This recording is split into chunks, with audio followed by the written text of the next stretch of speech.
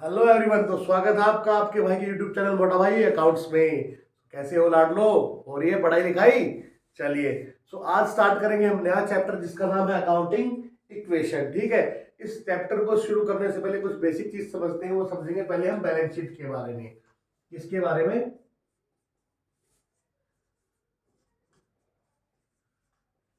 Balance sheet.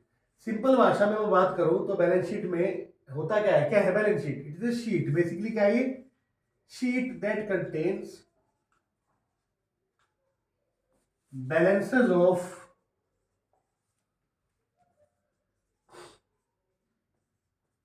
assets and liabilities of a business. ठीक है, simple भाषा मतलब डेफिनेशन नहीं, ध्यान रखिएगा। ये सिर्फ अंडरस्टैंडिंग के लिए बता रहा हूं मैं आपको। क्या है? एक ऐसी शीट है जिसमें क्या है कि बैलेंसेस आ जाते हैं। इसमें क्या जाते हैं? सारे बैलेंसेस आ जाते हैं एसेट्स और लायबिलिटीज के। क्लियर है? यहां तक बात क्लियर होगी। चलिए आगे बढ़ते हैं। मान लो, ऐसा तुम लोग एग्जांपल ले लो कि मान लो मिस्टर मोटू जो है वो बिजनेस स्टार्ट कर रहे हैं। वो क्या कर रहे हैं? उनके पास 10 लाख रुपए है और वो एक दुकान स्टार्ट करना चाहते हैं, बेकरी शॉप स्टार्ट करना चाहते हैं, या कुछ भी मान लो आप कोई बिजनेस स्टार्ट करना चाहते हैं।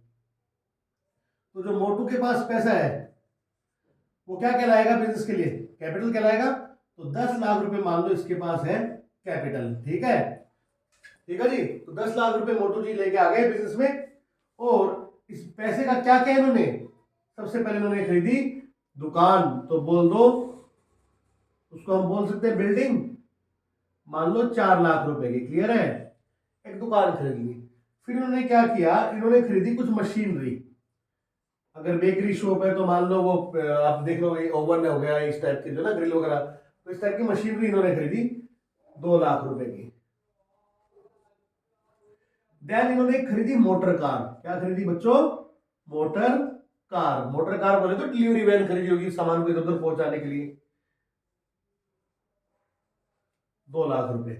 8 लाख रुपए खर्च हो चुके हैं, ये कुछ चीजें खरीद चुका है। ठीक है, अभी तक दुकान में सामान नहीं आया है। ठीक है, तो पैसों की जरूरत पड़ेगी। तो पैसे तो मोटू जी के पास 10 लाख रुपए थे, 8 लाख खर्च हो गए, अभी 2 लाख रुपए बचे। मोटू जी को लगता है कि कम से कम इसको 5 लाख रुपए की और जरूरत है। तो मोटू जी गए बैंक के पास और इन्होंने ले लिया लोन। क्या ले लिया? लोन। बिजनेस ने क्या ले लिया?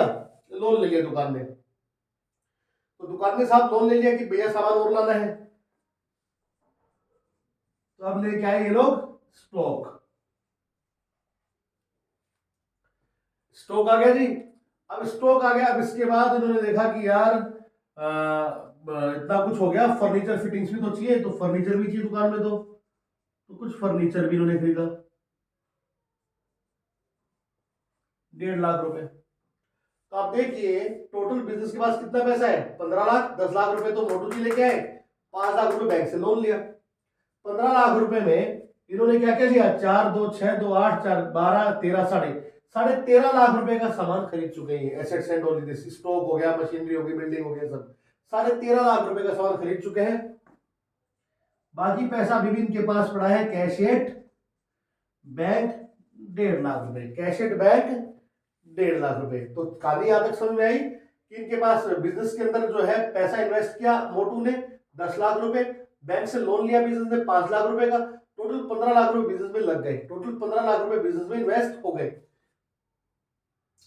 4 2 6 2 8 4 12 और 3 15, और 15 लाख रुपए का पूरा हिसाब किताब ये रहा कि 15 लाख में क्या क्या किया इन्होंने? बिल्डिंग, दुकान खरीदी, मशीनरी लाए, कार ली, स्टॉक लिया, फर्नीचर लिया, और कुछ पैसा भी बैंक में है। ठीक है, तो आप यहां पर एक चीज गौर कर सकते हैं, वो ये कि देखिएगा, मजा देखिएगा अभी आप।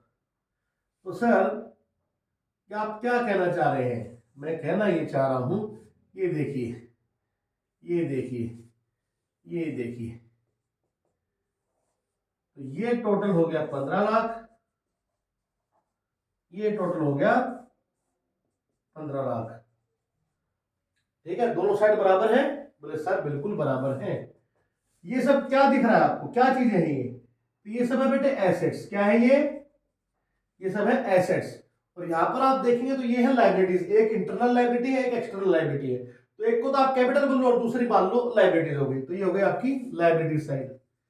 अब इंटरनल लाइबिलिटी, एक्सटर्नल लाइबिलिटीज आप लोग जानते होंगे शायद।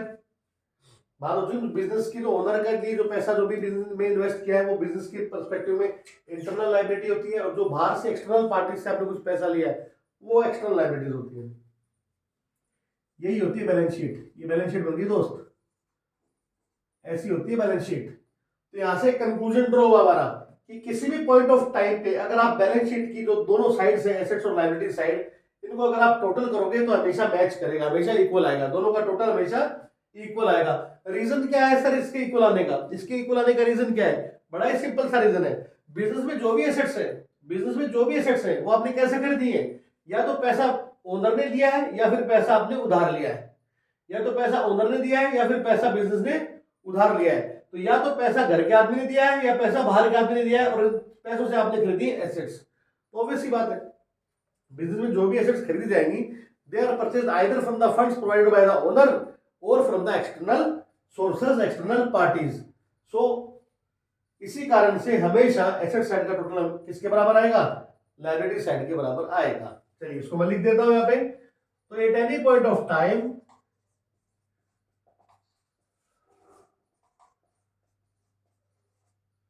total of asset side and liability side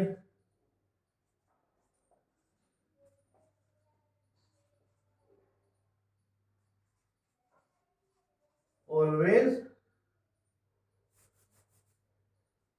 are always equal। हमेशा क्या रहेगा? ये बराबर रहेगा। ठीक है, तो अच्छी समझ में आ गई। बैलेंस शीट जो है वो टी शेप होती है। कैसी होती है? टी शेप, जिसमें एक साइड में लायबिलिटीज आती है, एक साइड में एसेट्स आती हैं। क्लियर है? और इन दोनों साइड का टोटल हमेशा क्या होता है? इक्वल होता है बच्चों। क्या होता है? इक्वल होता है। यहां तक कोई डाउट? आई थिंक कोई डाउट नहीं होना चाहिए। अब सर ये इक्वल क्यों होता है? ये इक्वल क्यों होता है? इस क्वेश्चन मार्क का जवाब क्या है? इस क्वेश्चन मार्क का जवाब ये है कि it is equal since all the assets of the business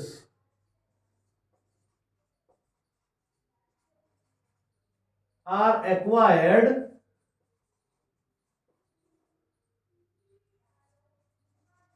from the funds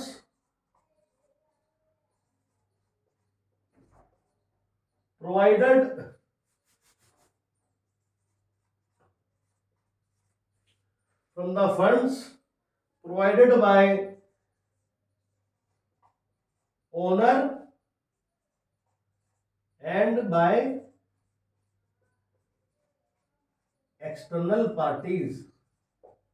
तो जो भी बिजनेस में एसेट्स आपने कहाँ से खरीदी है, जितनी भी जो भी पैसा ओनर ने लगाया जिसको हम कैपिटल बोलते हैं, और जो एक्सटर्नल पार्टी से आपने पैसा उधार लिया जिसको हम लायबिलिटीज बोल रहे हैं। क्लियर है?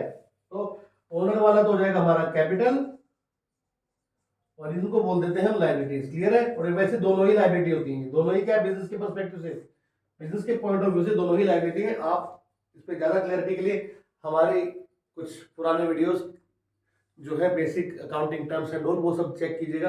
वहां पे आपको सारी एक्सप्लेनेशन दी हुई है। मैं बार बार उसको एक्सप्लेन करूंगा तो क्लास ज्यादा लंबी हो जाएगी। ठीक है? ठीक है जी।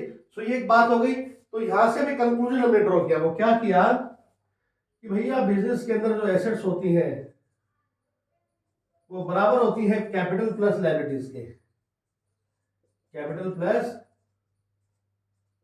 लायबिलिटीज के। तो जितना भी एसेट्स है इसका टोटल क्या होगा? ये capital plus liability, capital plus liability, इसके बराबर होगी सारी एसेट्स। ठीक है जी, बहुत बढ़िया बात। और अगर सर कैपिटल हमें चाहिए तो कोई दिक्कत नहीं, एसेट्स में से माइनस कर दो लायबिलिटीज। बेसिकली अगर आपको ये फिगर निकालना हो तो क्या करोगे? 15 लाख में से 5 लाख माइनस कर दो तो आपके पास कैपिटल आ जाएगा। और अगर आपको लायबिलिटीज चाहिए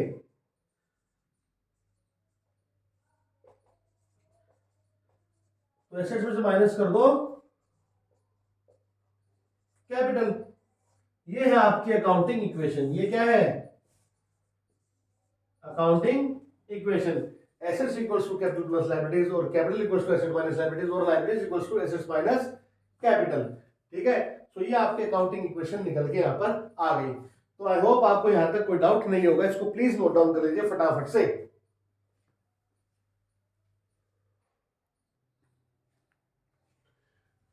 तो इस कंसेप्ट को और बेहतर से समझने के लिए हम लोग एक एग्जांपल देखेंगे, ठीक है। तो एक एग्जांपल आप लोगों के लिए मैंने लिखा है, इस एग्जांपल को मैं सोल्व करूंगा, ठीक है जी। तो ये आ जाएगा हमारा सॉल्यूशन और ये हम बनाएंगे यहाँ पर अकाउंटिंग इक्वेशन। चलिए मैं ट्रांजैक्शन नंबर लिखूंगा, ठीक है। मेरे पास जगह कम है बच्चों, तो मैं क्या कि थोड़ा सा ऐसे अधूरा सा लिखूंगा, TRN डॉट NO डॉट, ठीक है। Transaction number. अब यहाँ पर इसको मैं और डिवाइड कर दूंगा, इस लाइन को, इस एरो को, और ये हो जाएगी हमारी accounting equation. Equation assets equals to capital plus liabilities, ठीक है जी। तो ये एक बात हो गई। तो सबसे पहले देखते हैं ट्रांजैक्शन नंबर 1, ये क्या बोल रहा है, मोटू start the business with cash ₹10 lakh. तो फर्स्ट ट्रांजैक्शन में बिजनेस स्टार्ट किया मोटू ने, 10 लाख रुपए इसने लगाया, ठीक है। तो क्या होगा बच्चों, यहाँ पे 10 लाख रुपए बिजनेस में कैश आ गया कि नहीं आ गया। इस ट्रांजैक्शन से क्या हुआ है, 10 लाख रुपए बिजनेस में कैश आ गया, ठीक है सर। और यही क्या हो गया, हमारा कैपिटल हो गया, यही क्या हो गया, कैपिटल हो गया बच्चों, ठीक है जी। ये बात खत्म हो गई। चलिए नेक्स्ट क्या है, सेकंड इक्वेशन है, परचेज्ड मशीनरी फॉर ₹2 लाख। अब 2 लाख रुपए की क्या खरीदी गई, मशीनरी खरीदी गई है। अब हमें बताया नहीं किससे खरीदी है, उधार पे खरीदी, तो हम क्या मानेंगे, कैश में ही खरीदी है। तो 2 लाख रुपए की जब मशीन आपने खरीदी तो आपका कैश कम हो गया 2 लाख रुपए से, कैश कम हो जाएगा 2 लाख से, और एक मशीन आ जाएगी बिजनेस में कितने की, 2 लाख रुपए की। और ऐसा करके आपकी नई अकाउंट, यहाँ पर कोई चेंज नहीं है, यहाँ पे कोई चेंज नहीं है।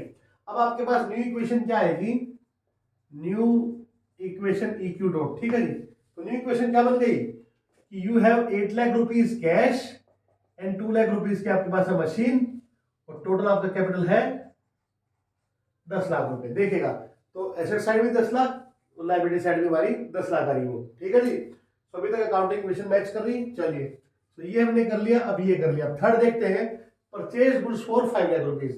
हमने 5 लाख रुपए का सामान खरीदा बच्चों, 5 लाख रुपए का क्या खरीदा, सामान। अब कोई भी इन्फॉर्मेशन गिवन नहीं तो हम यही मानेंगे कि कैश में खरीदा है। तो 5 लाख रुपए कैश में हो जाएंगे कम, माइनस कर दिया मैंने, 5 लाख रुपए कैश हो जाएगा कम। मशीन पे कोई चेंज नहीं है। एक नई चीज आ गई, वो क्या है, बिजनेस में आपने सामान खरीदा तो आ गया स्टॉक, क्या आ गया, 5 लाख रुपए का स्टॉक, और कैपिटल में भी कोई चेंज नहीं है, ठीक है जी। तो स्टॉक आ गया और कैपिटल में कोई चेंज नहीं है। तो न्यू इक्वेशन क्या है आपकी, न्यू इक्वेशन आपकी बन गई कि you had 3 lakh rupees cash, 2 lakh रुपए का है मशीन, 5 लाख का है स्टॉक, और 10 लाख रुपए है आपकी कैपिटल। 10 लाख रुपए क्या है आपकी कैपिटल। अब ये भी हमने कर लिया। अब फोर्थ ट्रांजेक्शन देखिएगा, सोल्ड गुड्स जिसकी कॉस्ट है 30,000 रुपए, 30,000 रुपए का सामान आपने 50,000 में बेचा कैश में, for cash, and cost 10,000 for 15,000 on credit, और 10,000 रुपए का सामान आपने बेचा है 15,000 रुपए में क्रेडिट के अंदर। तो देखिएगा आपने 30,000 रुपए का सामान 50,000 में बेचा कैश में, तो कैश आ गया, तो मैं कैश में 50,000 रुपए ऐड कर दूंगा, क्लियर है। तो 50,000 रुपए कैश में ऐड कर दिए, ठीक है जी। 30,000 रुपए का सामान था, स्टॉक कितने से कम होएगा, मशीन में कोई चेंज नहीं, स्टॉक चेंज कम हो जाएगा 30,000 से। अभी रुकिएगा आप, ठीक है। और 30,000 का सामान आपने 50 में बेचा है, तो प्रॉफिट हो गया 20,000 रुपीज का। प्रॉफिट किसका होता है, प्रॉफिट होता है सर ओनर का, और ओनर के अकाउंट को क्या बोलते हैं हम, कैपिटल अकाउंट। तो बेसिकली 30,000 रुपए हो गया प्रॉफिट किसका, सॉरी 20,000 रुपए हो गया प्रॉफिट इसका, ओनर का, तो वो कैपिटल में ऐड हो जाएगा। यहां तक की बात क्लियर हुई। अब इसके बाद उन्होंने कहा कि जो 10,000 रुपए का सामान है वो हमने 15,000 में बेचा है उधार पे, ऑन क्रेडिट। तो इससे क्या हुआ है कि आपने 10 का सामान 15 में उधार पे बेचा, तो एक नई चीज आ गई बिजनेस में, वो है डेटर। क्या है, डेटर, जो कि हमारा एसेट होता है। जिस भी इंसान को हम उधार में सामान बेचते हैं उसको डेटर बोलते हैं। डेटर हमारा एसेट है। एसेट क्यों है, बिकॉज हमारे पास राइट उससे पैसा रिकवर करने का। तो 15,000 रुपए के हो गए डेटर। सामान कितने का था, 10,000 का, तो 10,000 का सामान और कम हो जाएगा, तो मैं 30 को कर देता हूँ 40, ये लो 40 कर दिया। और इस ट्रांजैक्शन में फायदा हो रहा है 5,000 रुपए का, तो प्रॉफिट कितना हो गया 25,000, तो मैं 20 को कर देता हूँ 25। क्लियर है? तो ट्रांजैक्शन समझ गए आप, 30 का सामान 50 में बेचा, 10 का बेचा 15 में, तो सामान कम हुआ है 40,000 का, तो 40,000 का स्टॉक कम हो गया। कैश आया 50,000, ऐड कर दिया, डेटर आ गया 15,000, डेटर आ गया, एंड प्रॉफिट हुआ टोटल 5,000, यहाँ पे 20,000, यहाँ पे 25,000 रुपए का, जो कि कैपिटल में ऐड कर दिया। ठीक है जी। अब ये देखिएगा आपकी अकाउंटिंग न्यू इक्वेशन क्या आती है, वो चेक कीजिएगा। New equation, so you had 3,50,000 rupees cash, 2 lakh rupees this machine, and 4,60,000 rupees का आपके पास स्टॉक है, 15,000 का आपके पास डेटर है, और आपका कैपिटल हो गया 10,25,000 रुपीज, 10,25,000 रुपीज। तो टोटल देखिएगा 32549, 9,50,000, 10 लाख, 10,000 और 10 25, तो इनका टोटल आएगा 10,25,000, और उतना ही हमारा कैपिटल है 10,25,000। सो आई होप यहाँ तक चीजें समझ में आ रही होंगी, क्लियर होगा सब कुछ। चलिए अब नेक्स्ट देखते हैं, पेड रेंट ₹20,000, आपने रेंट पे किया 20,000 रुपए का, तो इससे क्या होगा 20,000 रुपए कैश कम हो जाएगा, तो मैंने कैश में से 20,000 रुपए माइनस कर देने हैं, कैश में से 20,000 माइनस कर दिया भाई। चलिए यहाँ पर मशीन में कोई चेंज नहीं, स्टॉक में कोई चेंज नहीं, डेटर में कोई चेंज नहीं, बहुत बढ़िया बात। तो सर फिर चेंज कहाँ आएगा, तो समझिएगा रेंट क्या है, एक खर्चा है जो बेसिकली क्या करेगा, आपके बिजनेस का प्रॉफिट रिड्यूस करेगा। क्या करेगा, प्रॉफिट रिड्यूस करेगा, या कह लो लॉस इंक्रीज करेगा। ऑब्वियस सी बात है, रेंट क्या करेगा, रेंट आपने पे किया तो आपके ओनर का क्या होगा, प्रॉफिट कम हो जाएगा, बिजनेस का प्रॉफिट कम हो जाएगा, तो ओनर को कम प्रॉफिट मिलेगा, या फिर ऐसा कह लो उसकी वजह से लॉस हो रहा है इतने अमाउंट का, तो ये आपका प्रॉफिट रिड्यूस कर देगा कितने से, 20,000 रुपए से। तो ये लॉस किसका है, ओनर का, तो कैपिटल में से माइनस हो जाएगा 20,000 रुपीज। चलिए आगे बढ़ते हैं। तो अब न्यू इक्वेशन क्या हो गई भाई, न्यू इक्वेशन हो गई है 3,30,000 रुपीज तो आपके पास कैश है, 2 लाख रुपीज की मशीन है, 460 का स्टॉक है, 15,000 का डेटर है, और 10,05,000 रुपीज का आपके पास वो है